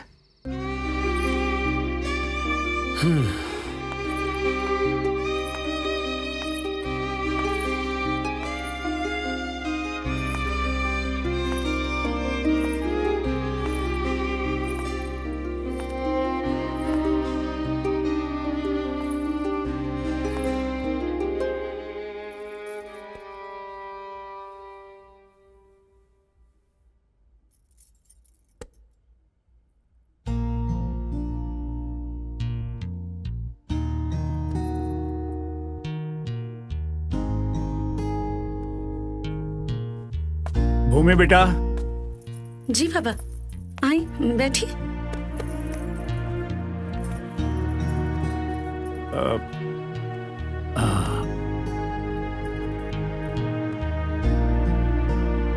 बैठो बेटा, बैठो। भूमि बेटा, इतना बड़ा फैसला लेने के बाद ये पूछना कि तुम खुश हो या दुखी, इसका कोई मतलब नहीं है, कोई कारण ही नहीं है पूछने का। अब तुम खुश हो, मुझे इस बात को सुनिश्चित करना था, बस। बेटा, राजा की शादी कहां और किस लड़की से होगी, इसका फैसला तुम करोगी। ये जिम्मेदारी मैं तुमको दे रहा हूं। लेकिन बाबा, हम राजा और आप मिलके। देखो बेटा, मेरी जिंदगी के अब 4 दिन बचे हैं, लेकिन तुम्हारी तो पहाड़ जैसी जिंदगी पड़ी है, पहाड़ जैसी जिंदगी पड़ी है बेटा। और मैं चाहता हूं कि तुम राजा की शादी एक ऐसी लड़की से कराओ जिसके साथ तुम पूरी जिंदगी खुशी खुशी गुजार सको, और मैं तुम्हारी खुशी देखकर निश्चिंत होकर मर सकूं, बस। हाँ बेटा। अब भूमि बेटा, मैं चलता हूं।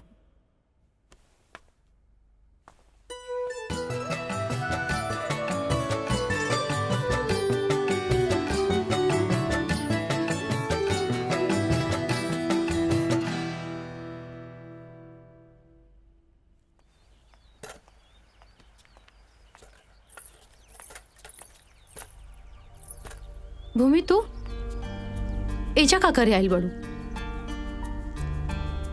भगवान जी से अपना पति के खुशी मांगे आइल बानी। कैसन औरत बाड़ू तू? पहले हमर भैया से शादी तोड़ के ओकर दिल तोड़ देलू, और अब राजा के नाम लेके हमर सामने हमर दिल दुखावा ताड़ू। 2 प्यार करे वाला के पूरा जिंदगी खराब कर देलू। देखा शिक्षा, जे भी भाई वो इतना जल्दबाजी में भाई कि का सही है का गलत है, ये सोचे कि समय ही ना मिलल। पर कहल जाला ना, भगवान 2 प्यार करे वालन के मिलावे खातिर कोनो ना कोनो रास्ता निकाल ही लेवेले। हम राजा के पत्नी तो बन गई नहीं, पर उनका के पिता बने के सुख हम कबो ना दे पाइब। जे गलती करेला ना, ओके ओकर सजा ए धरती पे मिलेला, यही जा मिलेला ओके ओकर सजा। खैर छोड़ा, तू हमके काहे के ये सब बताओ ताड़ू? काहे कि हम चाहता नहीं कि तू राजा से शादी कर ला। ऐसे 2 प्यार करे वाला लोग पूरा जीवन एक दूसरे के साथ रही हैं। हमरा खातिर राजा के खुशी से बढ़ के और कुछ नहीं के। यही में राजा की खुशी बा, और अगर सोच के देखबू तो यही में तोहरो खुशी भी बा।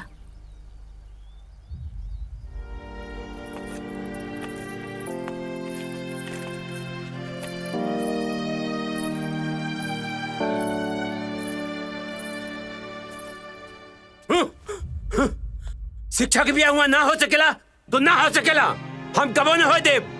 काहे? अरे अच्छा लड़का बा, अच्छा घर बार बा, तेरा का दिक्कत बा? अरे तोहरा के कोनो खबर बा का? जौन धोखा हमरे साथ भइल, ऊ धोखा हम शिक्षक के साथ कबो न होके देव। अरे पापा, दुनिया में लइकन के कमी बा का? हाँ जौन तू शादीशुदा लड़का के साथ शिक्षवा के ब्याह करावत बड़ा। हाँ अरे ओकर ब्याह ओकरे साथ भइल बा,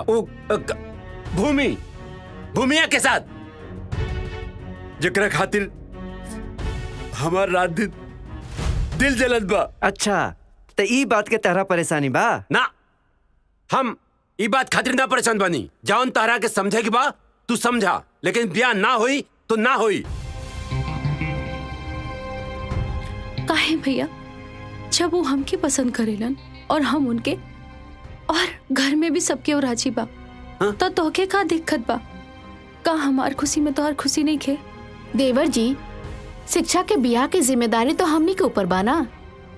आखिर शिक्षा के ब्याह कहीं ना कहीं तो करही के पड़ी ना। वैसे भी हमनी के उनकरा से नीमन लड़का खोजले पे भी कहाँ मिली। हाँ तू ठीक कहत अड़ू बहू। अरे ये दोनों एक दूसरा के जानेलन, पहचानेलन, अच्छे से प्यार करेलन। तू चिंता मत करो बेटा, समझला, सब ठीक हो जाई। हम जाता नहीं, आज उनका के खबर देता नहीं, ठीक बा? तो ठीक बा, तोहरा के जौन करे बा करा, जहाँ ब्याह करवाए बा करवावा, लेकिन ब्याह के बाद कौनो गड़बड़ भइल ना तो हमारे पास मत आइहा, हाथ उठा दे, ठीक बा?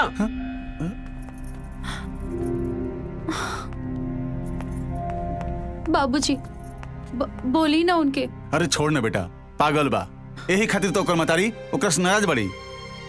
तू चिंता मत करा, तहार बियाह ओइजे हुई, ठीक बा? सच ना? जा खुश रह।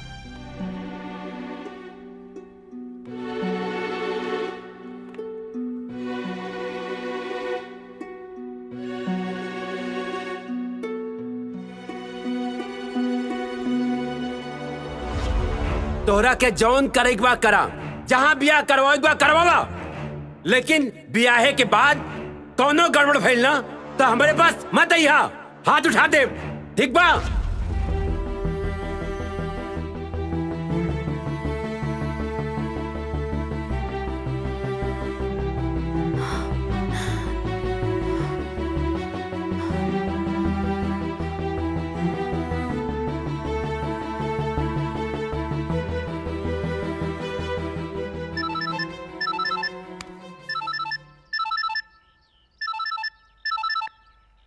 हेलो।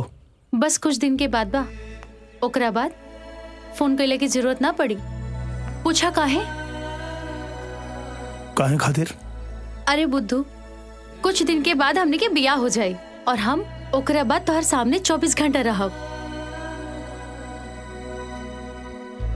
का भइल? अच्छा छोड़ा, ही बतावा, भूमि से तलाक के बारे में बात भइल? हाँ बात भइल, तैयार बाड़ी। का बात कर तड़ा? इतना बोड़ खुशी हमसे अभी ले छुपैले रहला हा? बोला काहे?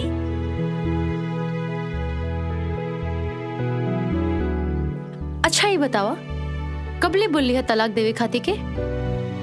अच्छा ठीक बा, हम बाद में बात करता नहीं।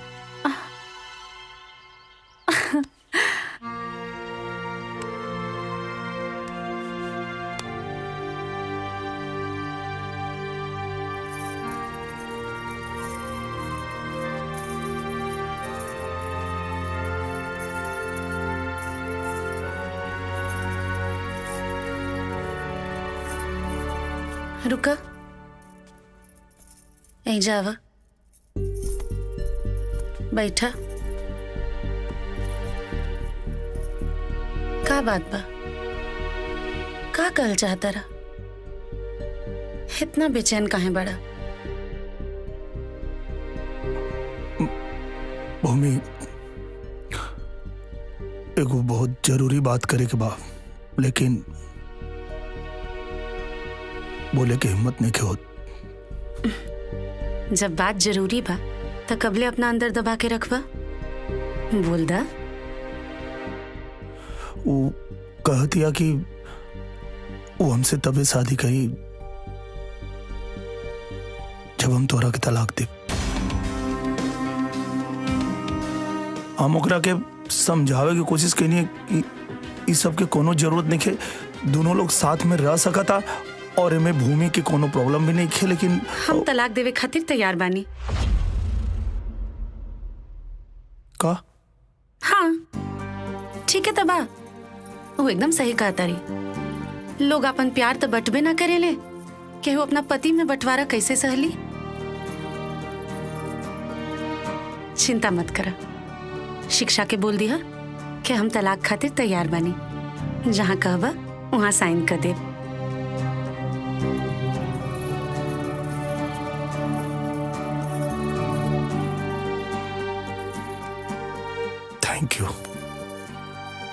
थैंक यू भूमि।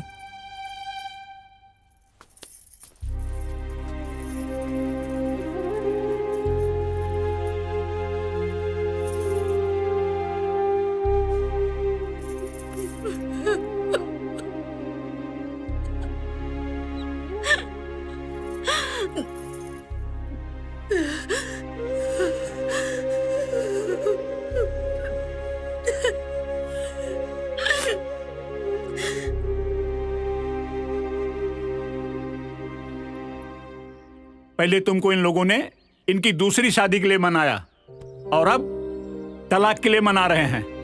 तलाक चाहिए तुम लोगों को, तलाक चाहिए हैं? अरे 1999 कारगिल युद्ध में जब मुझे मौत छूकर निकल गई थी तो मुझे ऐसा लगा था कि भगवान मुझे किसी अच्छे दिन के लिए बचा लिए, लेकिन आज अपने घर में यह हालत देखकर, ये दिन देखकर मुझे ऐसा लगता है कि मुझे उसी वक्त शहीद हो जाना चाहिए था। भगवान क्यों बचा लिया मुझे ये दिन देखने के लिए, क्यों बचा लिया मुझे?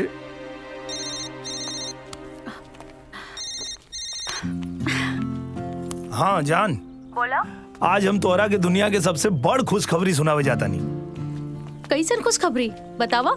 हमनी के प्यार के जो उन कुछ दिन खातिर गरहन लग गई रहे, अब दूर हो गई। का बात कर तड़ा, सच में? अब हमनी के दूर दूर ना रह के पड़ी। पूछा कैसे? अरे भूमि तलाक खातिर तैयार हो गई बाड़ी। अच्छा ये बतावा, कबले तलाक देवे खातिर बोल ली हा? पेपर सब तैयार हो गई बा, काले हमनी के कोर्ट में दाखिल कर लिए, ओकरा बाद हमार जान हमरे पास। ठीक बा। आई लव यू जान। I love you two.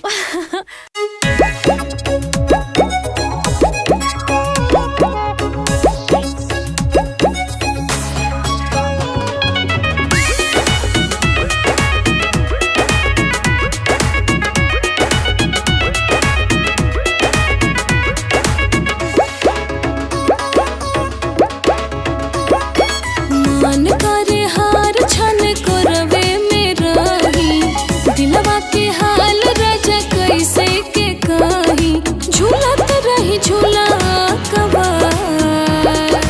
बाजत रहब ये धन आठरे पहर बन, पायल के घुंघरुआ तोहार।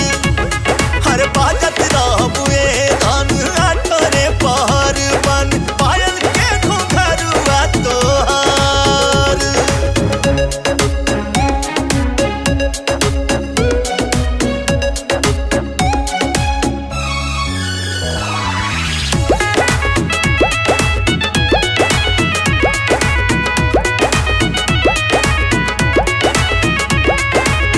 जायती दूर नहीं मान करे राखी, बस कर धन में बांध के। चाई नियन लग तोहर लागल रहे रानी, पियत रही छान के। ए जायती दूर नहीं मान करे राखी, बस कर धन में बांध के। चाई नियन लग तोहर लागल रहे रानी, पियत रही छान के। देखते ही खत के ला प्यार, बाजत रहब ये धन आठरे पहर बन, पायल के घुंघरुआ तोहार। अरे बाजत रहब ये धन आठरे पहर बन, पायल के घुंघरुआ तोहार।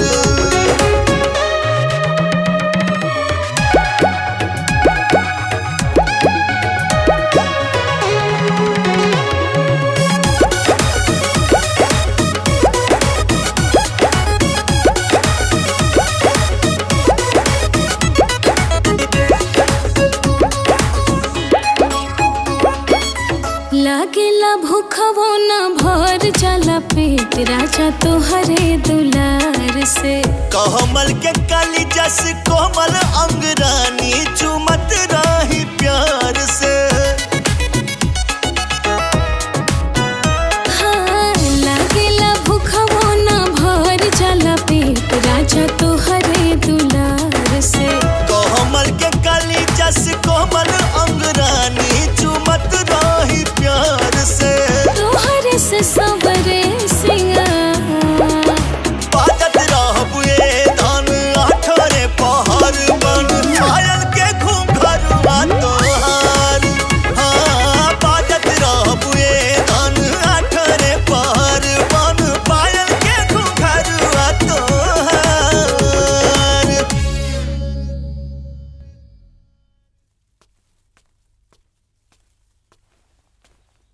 का भइल बे? बबलिया के बारे में सोचता रहेगा? हमार लव स्टोरी तो सक्सेस हो गई। तोर कहाँ ले पहुंचल बेटा? अरे बबली गल तेल लेवे। प्यार मोहब्बत बहुत बुरा चीज है। का भइल रे? बबलिया धोखा दे देलस का? इतना दुखियों के काहे बोलत रे बे? बस करा। जब से हम चाची के तोहरा प्यार में रोते देख ले बानी तब से हमार प्यार से भरोसे उठ गइल बा। पता ना चाची के रोवा के तहरा कौन खुशी मिलला।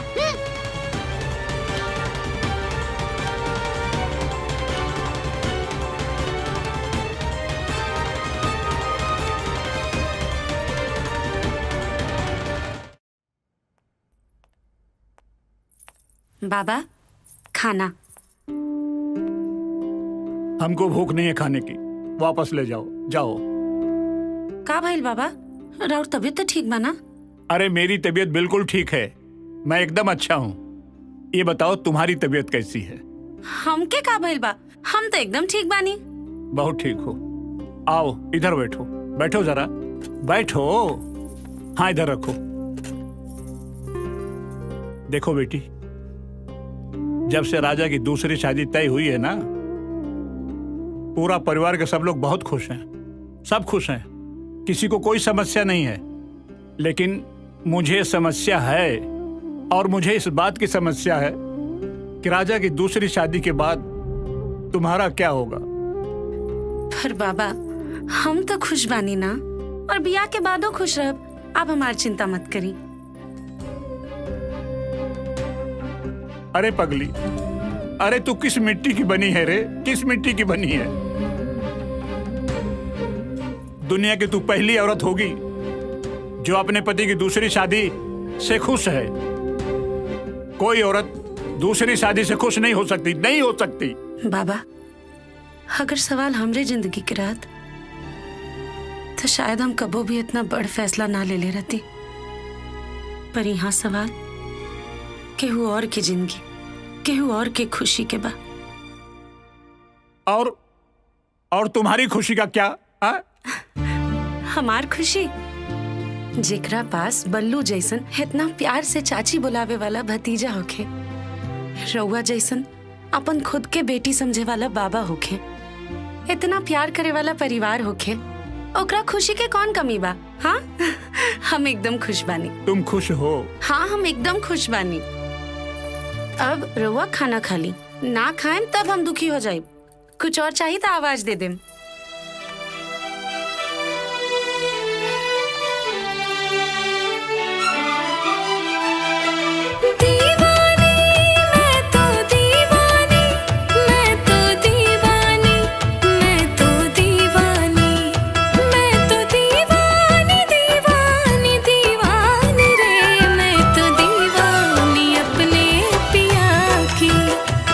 तो दीवानी दीवानी दीवानी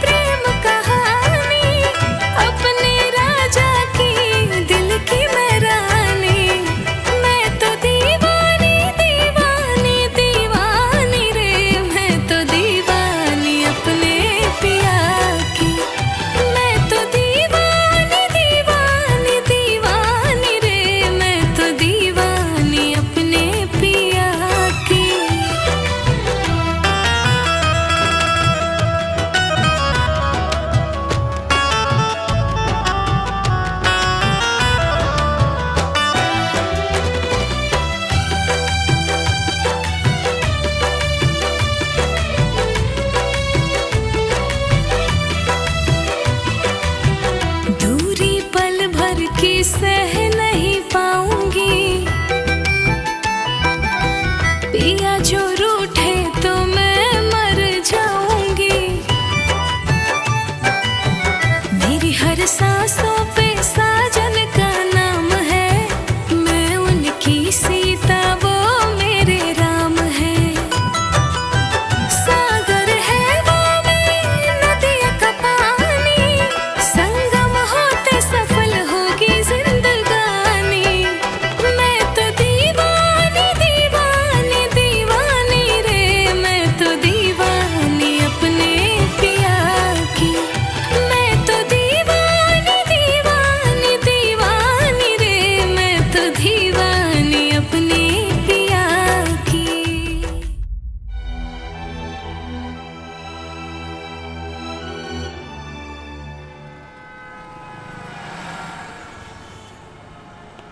देखिए राजा, मैंने केस की पूरी तैयारी कर ली है। आज आपका तलाक पूरा हो जाएगा, आपको चिंता करने की कोई जरूरत नहीं है। आप बैठिए। ठीक।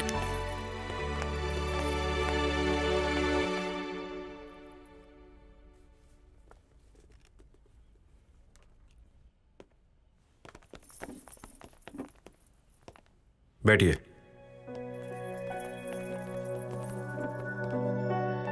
प्लीज कोर्ट की कार्रवाई शुरू की जाए। जज साहब, वैवाहिक जीवन आकर्षक और संपूर्णता से परिपूर्ण जीवन है, लेकिन यह तब संभव है जब जीवन सुखदायी हो और इसमें पति पत्नी के बीच में सामंजस्य हो, प्रेम हो, अटूट बंधन हो, विश्वास हो, एक दूसरे के प्रति समर्पित होने की ताकत हो। तब जाकर यह काम पूरा हो सकता है, वरना जीवन कड़वाहट से भर जाएगा। मेरे क्लाइंट मिस्टर यादव ने इस रिश्ते की डोर की बुनियाद को मजबूत करने में कोई कोर कसर नहीं छोड़ी। इन्होंने अदालत के दिए गए 6 महीने के वक्त को भी बर्बाद करके रख दिया और इन्होंने यह साबित किया मैं जीती भी अपने लिए हूं और किसी का ध्यान नहीं रखती। जज साहब, मैं एक बात स्पष्ट कर देना चाहता हूं कि जिस तरह से मिस्टर यादव ने अपनी समझ के साथ दाम्पत्य की डोर को आगे बढ़ाने का काम किया है, मिसेस यादव ने ऐसा काम नहीं किया है। मैं यकीन के साथ कह सकता हूं कि इनमें नारी होने का संपूर्ण गुण कभी विकसित हुआ ही नहीं। ये खाना खाना तो जानती हैं, लेकिन पकाना नहीं जानती। बड़ों का आदर करने के लिए और छोटों को प्रेम देने के लिए इनके पास कोई शब्द नहीं है। ये तो स्पष्ट कहती हैं कि मैंने तो इसकी पढ़ाई ही नहीं की है। जज साहब, आप सोचिए, रिश्तों की डोर को कैसे बांधा जा सकता है। पति पत्नी का रिश्ता आपसी प्रेम को विकसित करने के लिए होता है। पति पत्नी का रिश्ता एक दूसरे का ख्याल रखने वाला होता है, लेकिन इन्होंने एक दूसरे का कभी ख्याल नहीं रखा। आम जीवन में जब इतनी कड़वाहट है तो इनके दाम्पत्य जीवन में कितनी कड़वाहट होगी, ये आप समझ सकते हैं। नतीजा आपके सामने है कि शादी के इतने दिनों बाद भी इनको कोई संतान नहीं हुई। इसलिए मैं यकीन के साथ कह सकता हूँ कि मोहब्बत सब तो जानती हैं, लेकिन उन्हें निभाने में इनका पसीना छूट जाता है। ये तो दोस्ती का 10 शब्द भी नहीं जानती। दोस्त एक दूसरे का पूरक होता है, वैसे ही पति पत्नी का रिश्ता होता है। एक दूसरे के कष्ट में साथ देना एक पत्नी का धर्म होता है, लेकिन अपने पति के परेशानी से इनका कोई लेना देना नहीं है।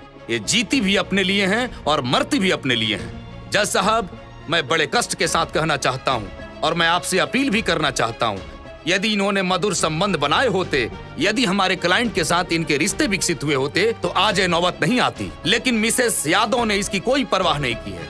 इसलिए मैं आपसे दरख्वास्त करता हूँ कि जो अर्जी मैंने आपके पास लगाई है, उस तलाकनामा पे आप हस्ताक्षर करके इन्हें नई जिंदगी दें। मिसेस यादव, आपको अपने बचाव में कुछ कहना है?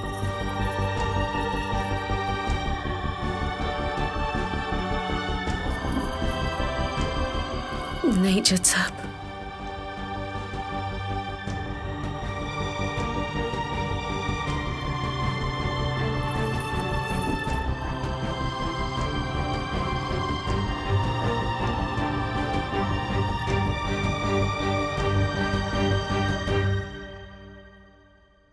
हिंदू मैरिज एक्ट 1955 धारा 13B के तहत मैं ये फैसला सुनाना चाहता हूं कि मिसेस यादव और मिस्टर यादव के तलाक। आई एम सॉरी जज साहब,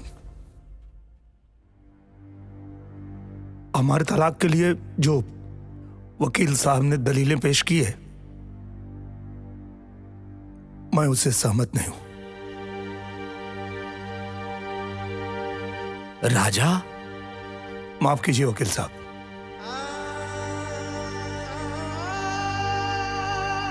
हाँ, ये सही है कि हम लोगों ने आपसी सहमति से तलाक के लिए अर्जी दिया था,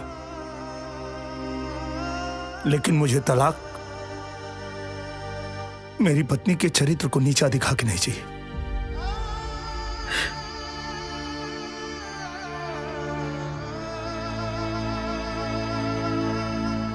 नहीं जज साहब,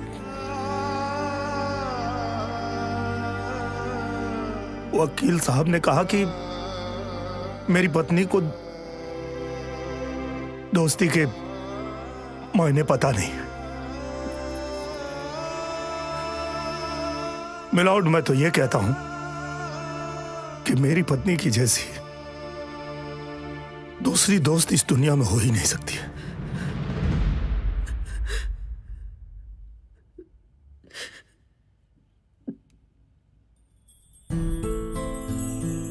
रही बात मेरे परिवार की,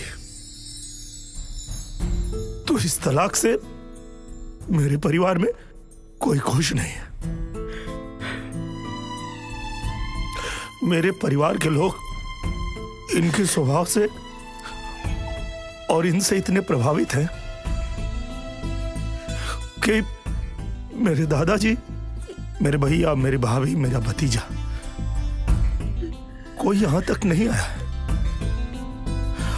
और जो लोग आए हैं, मेरी मां, मेरे पिताजी, वो लोग इस तलाक से कितने दुखी हैं आप इनकी आंखों में देख सकते हैं।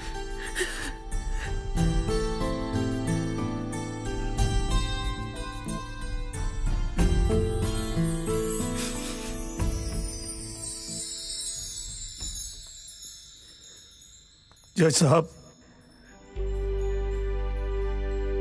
जो औरत मेरे परिवार की खुशियों के लिए अपने सुहाग की बलि चढ़ाने को तैयार है, वो कोई साधारण औरत नहीं हो सकती। जज साहब,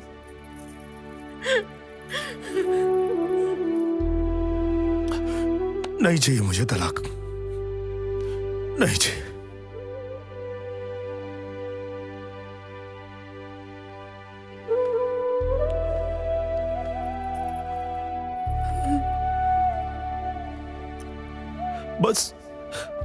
बस इतने ना कि तुम आई ना बन सके लो। नहीं के जरूरत हमरा कौन बच्चा के ऐसे तोहरा पे झूठा इल्जाम लगा के हमके दुनिया के कोनो सुख ना चाहिए।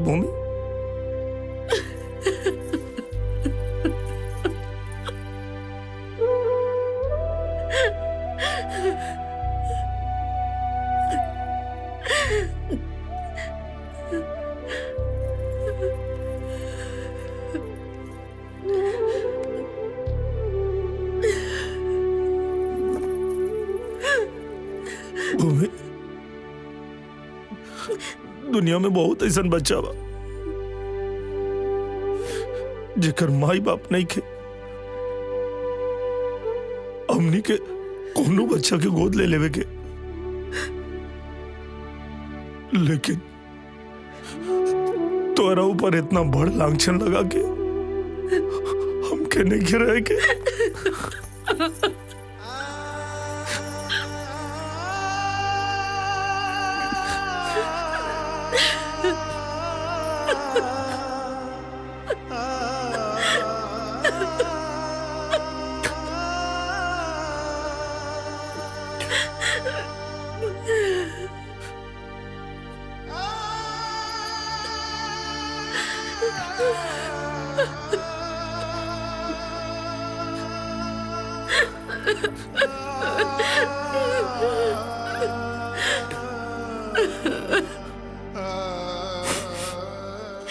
राजा,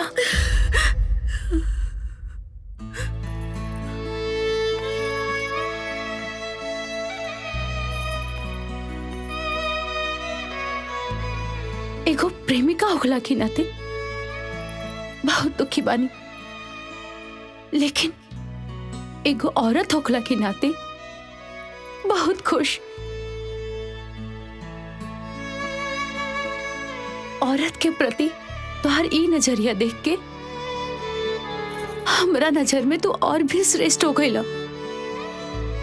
हाँ, हमने के एक दूसरा से प्यार जरूर कहनी जा, लेकिन ऊपर वाला तुहार किस्मत में ई भूमि के भेजले बाड़े, और इनकरा से अच्छा जीवन साथी केहू नहीं हो सकत।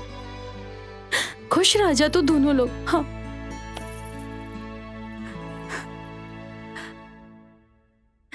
बाय।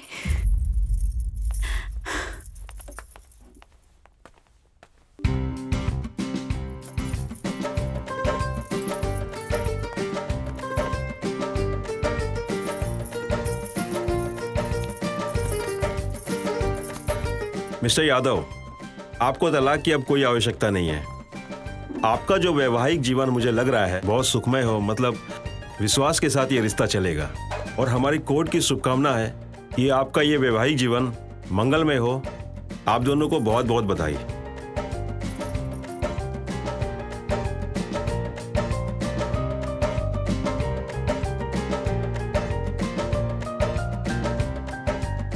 अरे भाई रुको रुको रुको, कहानी का असली सच ये नहीं है कि भूमि माँ नहीं बन सकती। असली सच ये है कि भूमि ने बच्चा न होने का नाटक रचा था ताकि राजा को अपना प्यार, शिक्षा मिल जाए और दोनों हंसी खुशी जिंदगी में रहें। भूमि की जितनी भी प्रशंसा करें उतनी कम है, क्योंकि उसके दिल में पति के प्रति प्रेम भावना का त्याग मानव संसार में सदियों तक याद रहेगा। धन्यवाद।